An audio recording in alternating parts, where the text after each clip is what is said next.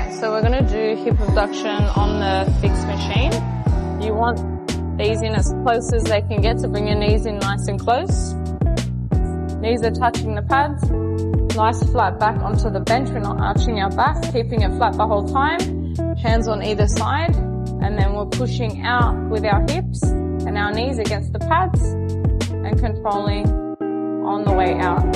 So this side glute muscle is going to be doing majority of the work, squeezing and then coming back to the middle. Again, if you feel like you're not getting enough range, if you have some boxing mitts or some foam pads to put in between your knee and the padding that is already there, it'll help just increase the range from where you start. So now I'm starting closer together from where the resistance is, pulling back and then controlling on the way back.